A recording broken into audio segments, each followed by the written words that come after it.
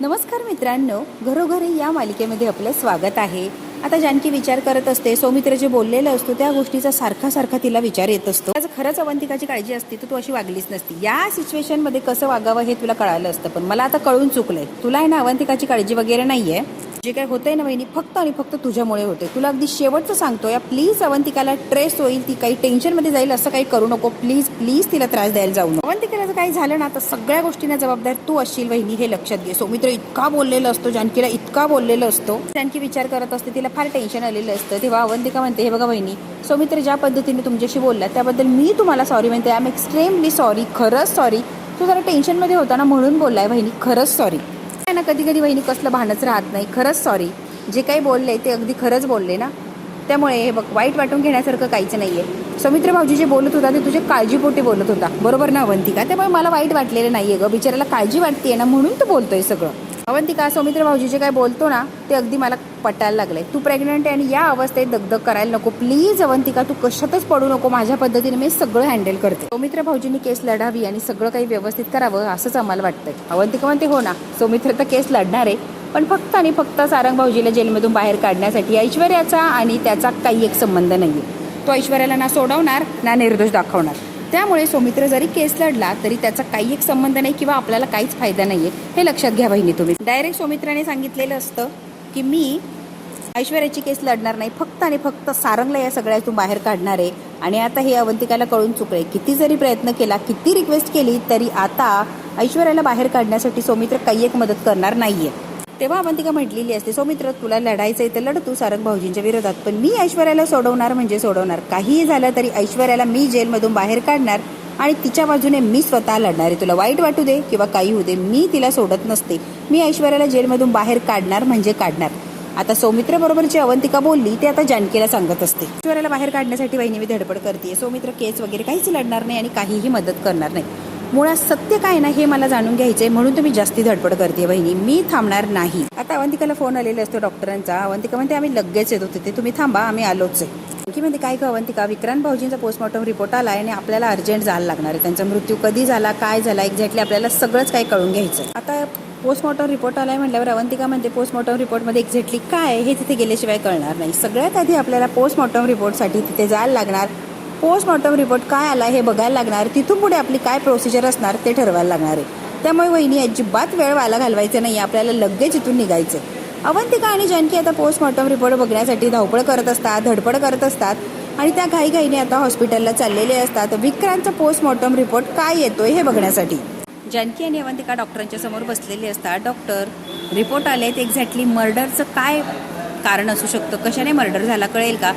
हे बघा, 15 दिवस जवळजवळ झाले मृत्यू झालाय आणि 15 दिवस मृत्यू होऊन सुद्धा ती बॉडी तिथे कुजत पडली, म्हणून त्या बॉडीची अशी अवस्था होती. आणि सगळ्यात महत्त्वाचं, जानकी म्हणते कशाने मारलं असेल, अवंतिका म्हणते मर्डर वेपन काय असेल कळू शकतं का? डॉक्टर म्हणतात, हो ऑफकोर्स, हातोड्याने वार केलाय, ठेचून ठेचून मारण्याचा प्रयत्न केलाय. जानकीला इतका जबरदस्त धक्का बसतो. इतक्या क्रूरपणे विक्रांत भाऊजीला कुणी मारण्याचा प्रयत्न केला असणार, इतक्या क्रूरपणे का विक्रांत भाऊजीला कुणी जीव घेतला असेल? जानकीला फार वाईट वाटतं या सगळ्याच गोष्टींचं. त्यावर कुठेच कसल्या खुणा वगैरे नाहीये, कुणीतरी थंड डोक्याने विचार करून मग मारलाय. पोस्टमॉर्टम रिपोर्ट जो काही आहे पोस्टमॉर्टमचा, त्यानुसार डॉक्टर जे काही सांगत असतात. आता मात्र जानकीला आणि अवंतिकाला धक्का बसलेला असतो. इतक्या क्रूरपणे का मारला असेल विक्रांतला, कुणी जीव घेण्याचा प्रयत्न केला असेल की म्हणते, बापरे, इतक्या क्रूरपणे, इतक्या थंड डोक्याने कोण कसं मारू शकते? खरंच कल्पना करवतच नाहीये कोण इतक्या खालच्या पातळीला गेलं असेल. अवंतिका म्हणते, थँक्यू सो मच डॉक्टर, तुमच्याकडनं फार फार महत्त्वाची इन्फॉर्मेशन मिळाली आहे. Thank you so much. पोलिसांची बोलून घ्या, पेपर कम्प्लीट करा आणि बॉडी ताब्यात घ्या. आमचं झालंय, काय पोस्टमॉर्टम वगैरे करायचे, आम्ही सगळं केलंय, आता सगळं क्लीन आहे. तुम्ही डॉक्युमेंट क्लिअर करा आणि बॉडी ताब्यात घ्या. आता अवंतिका आणि जानकीला डॉक्टरांनी सांगितलेलं असतं की बॉडी तुम्ही ताब्यात घेऊ शकता. अवंतिका तिथून निघालेली असते, पण जानकीच्या डोक्यात एक गोष्ट सारखी सारखी सारखी तीस सतावत असते. कुणीतरी थंड डोक्याने वार केलाय आणि कुणीतरी जाणून बुजून कसं मारायचं काय पूर्ण प्लॅनिंग करून मारलाय. आता जानकीला कळत असतं की हे एवढं थंड डोक्याने कोण वार करू शकते. आता राहुलला चौकशीसाठी बोलवलेलं असतं. इन्स्पेक्टर म्हणतात, राहुल, पहिलाच तुला प्रश्न डायरेक्ट थेट विचारतोय आणि पहिल्या थेट प्रश्नाचं उत्तर मला थेटच मिळालं पाहिजे, काही खोटं नाटक इकडचं तिकडचं सांगायला गेलं तर राहुल माझ्याशी गाठे, लक्षात ठेवायचं. विक्रांतला का मारलं आणि कशाने मारलं स्पष्ट सांग. पळापळी करू नकोस, तुझ्याकडे पर्याय नाहीये. तर कसं संशय घेऊ शकता आणि डायरेक्ट कसं विचारताय? काय पुरावा आहे तुमच्याकडे? त्यांचे चांगले संबंध होते, चांगली मैत्री होती, मी त्याला का मारेल? का तुम्ही माझ्यावर आरोप करताय? मित्र आहे, चांगला जवळचा आहे म्हणलं काहीतरी बरं वाईट केलं असेल असा होत नाही ना इन्स्पेक्टर साहेब. तुम्ही असं कसं बोलू शकताय की मी त्याला मारलंय? डायरेक्ट कसा प्रश्न विचारलाय? इन्स्पेक्टर म्हणतात की विक्रांत चांगला माणूस होता राहुल, बरोबर? मग चांगला होता म्हणून तर तू मारलाय ना. काय लॉजिक आहे? चांगल्या माणसाला कसं कोण मारणार? कारण तुझ्यासारख्या चांगल्या लोकांना चांगल्या लोकांना मारण्यात फार इंटरेस्ट असतो. हेच लॉजिक आहे, कळालं का? त्यामुळे राहुल तू विक्रांतला मारलंय ही गोष्ट खरी आहे, फक्त एक्सेप्ट कर. राहुल इतका धीट असतो, अजिबात त्याच्या चेहऱ्यावर कुठेही काही शंका कुशंका नसते, अगदी नॉर्मल इन्स्पेक्टरशी तो बोलत असतो. विश्वास ठेवा, तुमच्या पाया पडतो, तुम्ही काहीच केलेलं नाहीये इन्स्पेक्टर साहेब. इन्स्पेक्टर म्हणतो हो विश्वास ठेवलाय. राहुल आमच्यापासून काहीच लपवण्याचा प्रयत्न करू नको, तो पुरता अडकलाय. पण कुठे मर्डर वेपन कुठे? पटकन सांगा. आता ततमम करायला लागलेलो असतो. तू जरी नाही म्हटलास तरी मर्डर वेपन आणि तू खून केला हे आम्ही प्रूव्ह करूच शकतो, यात काही शंकाच नाहीये. पण कसं आहे ना, तू स्वतः जर कबूल केलं की तू हे सगळं रागाच्या भरात केलं तर शिक्षा कुठेतरी कमी होऊ शकते. कळतंय का तुला राहुल? 8 वर्षे शिक्षा भोगशील तू स्वतःच कबूल केलं तर. आणि नाही स्वतः कबूल केलं तुला काय शिक्षा होईल, किती शिक्षा होईल, लिमिट नाही. तुझे दिवस वाढवायचे आहे की कमी करायचे तुझा तू विचार करा. राहुल इतका शार्प असतो, तो म्हणतो साहेब मी परत परत तेच सांगतो, मी काहीच केलेलं नाहीये, बिलीव्ह मी. जबरदस्तीने तुम्ही मला या केसमध्ये नाही ऐकू शकत आहे. आता इकडे घरी सगळे बसलेले असतात. सौमित्र असतो, ऋषिकेश असतो, सुमित्रा असते, शर्वरी असते आणि इथे जानकी आलेली असते. अवंतिका सुद्धा आलेली असते. जानकी म्हणते ऋषिकेश विक्रांत भाऊजींच्या बॉडीचं पोस्टमॉर्टम झालंय, ती बॉडी रिलीज करता आणि जास्त वेळ काही ठेवता येणार नाही कारण खूप वेळ झालाय त्यांचा मृत्यू होऊन, त्यामुळे ती बॉडी आता कुजायला लागली आहे. जास्त काळ काय त्यांना ठेवता येणार नाही, काही ते योग्य ते करायला लागणार आहे. जी त्यांचे वेळेत व्हायला हवे त्याला उशीर नको ऋषिकेश प्लीज. शर्वरी सुमित्रा इतक्या रडत असतात की बस. मारला असेल विक्रांतला. विक्रांत सारख्या चांगल्या माणसाला कुणी जीव घेण्याचा प्रयत्न केला असेल हे ज्याने कुणी केलं असेल ना त्याला सोडायचं नाही. सुमित्रा रडत असते आणि विक्रांतसाठी न्याय मागत असते. शर्वरी म्हणते विक्रांत तुम्हाला का सोडून गेला, का मला एकटीला टाकून गेला, रडत असते आणि विक्रांतचं नाव घेत असते. परत ये विक्रांत, मी तुला कधी त्रास देणार नाही, प्लीज प्लीज परत ये. शर्वरीला शांत करण्याचा प्रयत्न करतात पण शर्वरी काय शांत होत नसते. इन्स्पेक्टर आलेले असतात घरी. गुन्हा कबूल केले का इन्स्पेक्टर? नाही, त्याचा या केसची काहीच संबंध नाही असं तो बोलतोय, त्यामुळे तुमच्या घराची झडती घ्यायला आलोय. झडती म्हणल्यावर शर्वरी घाबरलेली असते. बॉडी विक्रांतची तुमच्याच घरात मिळाली आहे ना, जिथे खून झाला जिथे बॉडी मिळाली तिथे पुरावा मिळणार यात काही शंकाच नाही. म्हणून आम्ही इथेच पुरावा आणि मर्डर वेपन शोधण्याचा प्रयत्न करतो. इन्स्पेक्टरने स्पष्ट सांगितलेलं असतं. प्रोसिजर आणि ही आम्ही पूर्ण करणार आहोत. त्या घरातल्यांपैकी जर कोणी खून केला असता तर मर्डर वेपन इथेच का लपून ठेवू? जे काय असेल ते असेल, पण जी कोर्टाची कारवाई आहे तशी आम्हाला करायला लागणार. आम्हाला इथे मर्डर वेपन शोधायला लागणारच. डॉक्टर म्हणतात तशी बॉडी मागच्या अंगणात सापडली तसं वेपन सुद्धा सापडू शकतं ना, त्यामुळे हे बघा कुठल्याच पॉसिबिलिटी आम्हाला सोडायच्या नाहीये, सगळ्या बाजूने विचार करायचा. घरी रडत असते, हे काय चाललंय आई घरात? ऋषिकेश आता तिची समजूत काढत असतो. ऋषिकेश डॉक्टर त्यांना खुणावतात आणि सगळ्या घराची कसून चौकशी करायची, सगळीकडे तपासणी करायची, कुठे काही सापडतं काय. सगळीकडे शोधाशोध सुरू झालेली असते. सगळीकडे आता तपास चालू होतो. शर्वरी मात्र घाबरलेली असते. या बाकीच्या लोकांनी काही केलेलं नसतं, त्यामुळे ते अजिबात काही त्यांच्या चेहऱ्यावर टेन्शन नसतं. पण आता चौकशी म्हटल्यावर तिथं करू द्यायची असते. पोलीस चौकशी करायला सुरुवात करतात. सगळ्या घराची तपासणी सुरू झालेली असते. पोलिसांची शंका असते ती अगदी सत्यात उतरलेली असते. ते खरंच हातोडा सापडतो. आता जो हवालदार असतो त्याने हातोडा बघितलेला असतो. हवालदार येतो आणि म्हणतो मर्डर वेपन सापडलंय साहेब. आता सगळ्यांना जबरदस्त धक्का बसतो. जबरदस्त असा धक्का सगळ्या घरच्यांना बसलेला असतो की मर्डर वेपन आपल्याच घरात कसं सापडलं. खूप जोरात रडायला लागलेली असते. डॉक्टर म्हणतात कोणीतरी विक्रांतची खूप वाईट आणि क्रूर प्रकारे हत्या केली आहे. द्वारे लागतील ना असे वार केलेत विक्रांतवर. डॉक्टर म्हणतात हे मर्डर वेपन लगेच फॉरेन्सिक लॅबला पाठव, 1 मिनिटही व्हायला घालवायचं नाही. शर्वरी नाटकं करून रडून झालेलं असतात. इन्स्पेक्टर काय म्हणतात ते बारीकाईने ऐकत असते. डॉक्टर म्हणतात राहुलचे फिंगरप्रिंट्स या वेपनशी मॅच होतात का बघा. ह्याच्यावर जे फिंगरप्रिंट्स आणि राहुलचे मॅच होतात का बघा आणि या घरातल्या प्रत्येकाचे फिंगरप्रिंट्स घ्यायचेत आपल्याला. शॉकमध्ये असतात, सगळ्यांना जबरदस्त असा धक्का बसलेला असतो. इन्स्पेक्टर म्हणतात ज्याने हे नीच कृत्य केलंय, विक्रांतचा खून केलाय, तो आता वाचू शकत नाही म्हणजे नाही, आम्ही सोडत नसतो. खूप रडत असते विक्रांतचं नाव घेऊन. कशी काय नाटकं करत असते. जानकी आणि अवंतिका तिच्याकडे बघतच असतात. आता पोलीस स्टेशनमध्ये ऐश्वर्याला म्हणतात की वरुण साहेबांची ऑर्डर आहे. ऐश्वर्या म्हणते काय ऑर्डर आहे? फिंगरप्रिंट्स हवेत ऐश्वर्या मॅडम तुमचे. काय झालंय अचानक? मर्डर वेपन सापडलंय त्यासाठी फिंगरप्रिंट्स सगळ्यांचे जमा करताय. सारंगचे सुद्धा फिंगरप्रिंट्स वगैरे मागवलेले असतात. आता मात्र फिंगरप्रिंट दोघांचेही घेतलेले असतात आणि लॅबमध्ये चेक करायला जाणार असतात की कोणाचे फिंगरप्रिंट मर्डर वेपनवर जे फिंगरप्रिंट आहे त्याच्याशी मॅच होतात. ऐश्वर्याला फार आनंद झालेला असतो. फिंगरप्रिंट घेतले, मर्डर वेपन सापडले, म्हणजे जो कोणी खरा गुन्हेगार आहे त्याचे फिंगरप्रिंट्स नक्की सापडणार, मी जेलमधून सुटू शकते. ऐश्वर्याला फार रिलॅक्स वाटलेलं असतं. म्हणते सगळं शर्वरीने केलंय, 100% खात्री आहे मला, आणि हे सगळ्यांच्या समोर लवकरात लवकर येणार म्हणजे येणारच, सगळं क्लिअर होणारच आहे ना. ऐश्वर्याला फार आनंद मिळालेला असतो, एक दिलासा मिळालेला असतो की एकदाचं मर्डर वेपन सापडलंय. घरी सुद्धा आता प्रोसिजर चालू झालेली असते, सगळे फिंगरप्रिंट्स वगैरे सगळ्यांचे घेतले जाणार असतात आणि सगळे आता नेमकी गुन्हेगार कोण आहे हे समोर येणार असतं.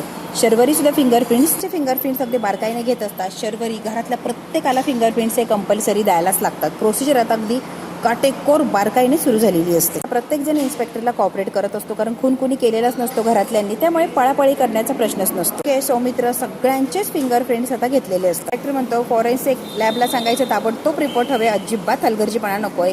काहीही सेकंदात म्हटलं तरी चालेल, कारण सेकंद माझ्यासाठी महत्त्वाचं आहे. ऑलरेडी बॉडी मिळायला फार उशीर झालाय, आता बॉडी कुजायला लागली आणि त्यामुळे बॉडीची लवकर विल्हेवाट लावायची आहे. पटकन मला रिपोर्ट आले पाहिजे मॅडम. त्या मॅडम म्हणतात हो सर, मी सांगते त्यांना लवकरात लवकर रिपोर्ट मिळाला. इन्स्पेक्टर सुद्धा खूप चिडलेलं असतो, कारण विक्रांतची तेवढ्या क्रूरपणे हत्या केलेली असते. 30 तासांच्या आत सगळेच्या सगळे फिंगरप्रिंट मॅच करून माझ्यासमोर रिपोर्ट आलेच पाहिजे, कळतंय का? Yes sir. जोपर्यंत सांगत नाही तोपर्यंत कुणी कुठेही जायचं नाही, इथेच राहायचं. शहर सोडून जाण्याचा प्रयत्न सुद्धा करू नका, कारण कोणत्याही वेळात लपला तरी मी शोधून काढणार, यात काही शंकाच नाही. आणि तुम्ही जर पळालात तर तुमच्यावर जो संशय आहे तो दाट होणार, त्यामुळे कुणीच कुठे जायचं नाही. म्हणतो स्मशानभूमीपर्यंत जायलाच लागणार आहे. ठीक आहे, स्मशानभूमीपर्यंत जायला तुम्हाला परमिशन देतोय मी. तुम्ही बॉडीची विल्हेवाट लावा, मग काय ती कारवाई आपण सुरूच करू. झाला की लगेच घरी यायचं, कुठेही जायचं नाही. आमचे लक्ष तर असणारच आहे, पण तुम्ही सुद्धा आम्हाला सगळ्यांना कॉर्पोरेट करायचं. हवालदार ठेवलेले असतात, त्या सगळ्यांवर लक्ष ठेवायला. यातला एकही माणूस कुठेही जाता कामा नये, ही जबाबदारी तुमची. त्यामुळे यांच्यावर लक्ष ठेवायचं आणि यांना योग्य ती कारवाई करून घरी आणायचं म्हणजे आणायचं. इन्स्पेक्टरने सगळ्यांना कामाला लावलेलं असतं आणि इन्स्पेक्टर आता निघून गेलेलं असतो. आता शर्वरीला तयार करायचं असतं की चल विक्रांतला अग्निडाव द्यायचा आहे, विक्रांतचा आता विधी करायचा असतो. आराम कर बाळा, मग आपल्याला विधीसाठी निघायला लागणार आहे. जबरदस्तीने शर्वरीला आतमध्ये घेऊन चाललेली असते सुमित्रा. आराम कर, मग आपल्याला विधीसाठी जायला लागणार आहे. तयारी झाली की आपण निघूच्या विधीसाठी. अवंतिका जानकी बघत असतात आणि फार टेन्शन आलेलं असतं. आता जानकी मनातल्या मनात म्हणते दिवस या घराला बघायला लागेल असं वाटलं नव्हतं, तो दिवस बघायची पाळी आली आणि ही किती वाईट प्रकारे आपल्या पुढे. आता जानकीला फार वाईट वाटत असतं. आणखीन काय काय वाढवून ठेवलंय काहीच कळायला मार्ग नाहीये, नेमकी काय आणि तुझ्या मनात कसं चाललंय काहीच कळत नाहीये देवा. पण हे सगळं भयानक आणि विचित्र आहे एवढं मात्र कळतं. विक्रांतची बॉडी आता आलेली असते, तोपर्यंत विधीचे सगळे जे आधी तयारी असते ती झालेली असते आणि आता विक्रांतची डेड बॉडी आलेली असते खाली. ॲम्ब्युलन्स आलेली असते, विक्रांतची डेड बॉडी आता खाली घेतात. दिव्यांच्या घरामध्ये आता विक्रांतची डेड बॉडी आणत असतात, कारण शेवटचं तोंड दाखवायचं असतं सगळ्यांना, विक्रांतला शेवटचं बघायचं असतं आणि हा सगळ्यात भयानक असा प्रसंग घडणार असतो यांच्या घरामध्ये. शर्वरी आता जेव्हा विक्रांतला या अवस्थेत बघेल किंवा सुमित्रा आपल्या जावयाला शेवटचं तोंड जेव्हा बघणार आहे, तेव्हा काय आणि कशी अवस्था होणार. बॉडी बघून शर्वरी इतकी जोरात किंचाळते, इतकी रडायला लागलेली असते, इतकी रडत असते की तिला सावरणं अशक्य झालेलं असतं. सुमित्रा खूप तिला शांत करण्याचा प्रयत्न करते, पण आता शर्वरी तर शेवटी नवरा गेलेला असतो, त्यामुळे तिला सावरणं किंवा शांत बस असं म्हणणं चुकीचं आहे. शर्वरी इतकी रडत असते, इतका आकांत तांडव चालवलं असतं तिने की विक्रांत तुम्हाला सोडून का गेला, अशी काय चूक झाली होती आणि तिला हवं ते सगळे काही प्रश्न विचारण्यासाठी प्रयत्न करत असते. पण आता शेवटी बॉडी समोर असते, काहीही पर्याय नसतो, फक्त तिने रडणं एवढंच तिच्या हातामध्ये असतं. आणि तू उठ, माझ्याशी बोल, मी तुला त्रास देणार नाही, प्लीज विक्रांत बोल. फार वेड्यासारखं ही शर्वरी करत असते. याला सांग ना माझ्याशी बोलायला, उठ म्हणून सांग ना, मी त्याला त्रास देणार नाहीये, प्लीज त्याला बोलायला लाव माझ्याशी. शर्वरी ही रडत असते, सुमित्राही रडत असते, जानकी अवंतिका सगळ्याच रडत असतात. फार वेदनाही होत असतात सगळ्यांना. आई सांग ना विक्रांतला, उठ आणि माझ्याशी बोल, आई प्लीज प्लीज सांग ना विक्रांतला. आणि सगळ्यात सुमित्राला फार वाईट वाटत असतं की माझी शरू एवढी लाडाची आणि तिच्यावर हा काय प्रसंग आलाय. इतकं वाईट वाटतं की बस देवा, माझ्या शर्वरीच्या पाठीशी का खंबीरपणे उभा राहिला नाही, का शर्वरीवर ही वेळ आणली आहे, का असं वागतोस रे तू देवा. आता खूप पस्तावा करत असते, चिडचिड करत असते, तिला जो प्रश्न आहे ते प्रश्न विचारत असते की शर्वरीच्या बाबतीत का असा अन्याय झाला आणि का तिच्यावर इतकी वाईट वेळ आली आहे. सुमित्रा खूप रडत असते आणि माझ्या शर्वरीच्या संसाराला का दृष्ट लागली, का तिच्यावर अन्याय केला म्हणून देवाला ती प्रश्न विचारत असते, जाब विचारत असते. पण आता सगळं हातातून निसटलेलं असतं, फक्त रडणं पस्तावा करणं एवढंच काय हातात राहिलेलं असतं. ऋषिकेश आणि सौमित्र एकमेकांना आता खुना करतात आणि आता बॉडी उचलायची वेळ झालेली असते, कारण बराच वेळ झालेला असतो, बॉडी खाली पडलेली असते. हे दोघं जण एकमेकाला खुणावतात आणि बॉडी उचलायला लागतात. शर्वरी धावतच येते, लगेच उठते, नाही विक्रांतची बॉडी कुठे जाणार नाही आणि कुठेच हलवायचं नाही, विक्रांतला जाऊ देणार नाहीये इथून, त्याला कोणीच इथून हलवायचं नाही, इथेच ठेवायचंय त्याला. आधार आहे आणि माझा आधार मी कुठे जाऊ देणार नाही, प्लीज दादा त्याला बाहेर न्यायचं नाहीये. रडत असते, गयावाया करत असते, नाही त्याला बाहेर न्यायचं नाही म्हणजे नाही, करू प्लीज मागे हो, प्लीज प्लीज आम्हाला समजून घे तू, आमच्याकडे सुद्धा पर्याय नाहीये. प्लीज शरू मागे हो. हे माझ्यासाठी तो आहे आणि त्याला घेऊन नका जाऊ प्लीज. तो जिवंतच आहे, त्याला कुठेच कोणी न्यायचं नाहीये. पण ती वेड्यासारखी ही शर्वरी काहीही बडबडत असते आणि त्याला इथून हलवायचं नाही असं ती सारखं म्हणत असते. असं काय करते? स्वतःला सावर ना प्लीज शरू, स्वतःला सावर ना तू. ती स्वतःला सावरणं अशक्य असतं, कारण नवरा मेला ही गोष्ट फार आणि फार भयानक असते. शरू कशी स्वतःला सावरू शकते? शरू फार कोलमडून गेलेली असते. तिने खून केलाय किंवा राहुलने खून केलाय ती गोष्ट वेगळी, पण सध्या तिचा नवरा कायमचा जातोय ही गोष्ट फार अवघड आणि अनएक्सेप्टेड असते. ती स्वतःला सावरतच नसते किंवा सावरूच शकत नसते. ती स्वतःची समजूतच काढायला तयार नसते की विक्रांत या जगात नाहीये. ती सारखी समजूत काढण्याचा किंवा स्वतःला समजवण्याचा प्रयत्न करते. पण विक्रांत आता शेवटचा बघायला मिळतोय, त्याचा आता अंतविधीसाठी घेऊन त्याला चाललेले असतात. म्हणते शर्वरी नको ना असं वेड्यापणा करू, तुला फार वाईट वाटतंय, आम्हाला माहिती की तुला त्रास होतोय, पण प्लीज शर्वरी समजून घे ना आम्हाला बाळा. असं जास्त वेळ ठेवता येणार नाहीये. विक्रांतची बॉडी आधीच खराब झालीये. प्लीज त्याला उचलू दे. त्याच्या मनाची समजूत काढ. विक्रांतराव आपल्यामध्ये नाहीये, या जगातून ते कायमचे गेलेत. तेव्हा प्लीज स्वतःची समजूत काढून सावरण्याचा प्रयत्न कर प्लीज. की म्हणते प्लीज वंश असं अडवू नका, जे विधी करायचे ते करू द्या, असं त्यांना थांबवू नका. प्लीज वंश त्यांना थांबवू नका. तरी काय ऐकायला तयार नसते. खूप समजावून सांगितलेलं असतं पण ती काय थांबायला तयार नसते. ती रडतच असते. तिला स्वतःला थांबवणं अशक्य झालेलं असतं. आता सौमित्र आणि ऋषिकेश सुद्धा हतबल होतात की बहिणीची ही अवस्था आहे, तिच्यावर जोर जबरदस्ती कशी करायची. तिला खूप प्रेमाने आणि समजूतदारपणे सांगत असतात, पण ती ऐकायला काय तयार नसते. त्याच्याबरोबर मी खरंच राहीन, असंच ठेव त्याला, मी राहीन त्याच्याबरोबर. विचित्रसारखं ही शर्वरी काहीही बोलत असते. आई सांग की इकडून नेऊ नको त्याला, विक्रांतला इथेच राहू दे. या लोकांना समजून सांग आई, प्लीज या लोकांना समजून सांग की विक्रांत कुठेच जाणार नाही. शर्वरीला जानकीने पकडलेलं असतं, सुमित्राने समजून सांगितलेलं असतं, ती काय ऐकायला तयार नसते. शेवटी आता तिला पकडतात या आणि मन घट्ट करून विक्रांतची बॉडी तिथून हलवलेली असते, कारण आता विधीसाठी त्याला बाहेर न्यायचं असतं. ती शांत बस, स्वतःला सावर. अवंतिका, जानकी, सुमित्रा रडत असतात आणि रडता त्या शर्वरीला सुद्धा सावरण्याचा प्रयत्न करत असतात. ती मात्र ऐकायला तयार नसते. अगदी कोलमडून गेलेली असते, रडत असते, गयावया करते, कासावीस होत असते. जसा विक्रांत आहे तसं त्याला असू द्या, मी आहे तसं त्याला स्वीकारायला तयार आहे आणि त्याच्याबरोबरच मला राहायचं. प्लीज माझ्या विक्रांतला कोणी हलवू नका. आता शर्वरीला कसं बसं तरी यांनी पकडलेलं असतं आणि विक्रांतची बॉडी तिथून बाहेर नेलेली असते. जानकी, अवंतिका, सुमित्रा फार केविलवाण्या अवस्थेने या शर्वरीकडे बघत असते. रडता बोलता बेशुद्ध होते.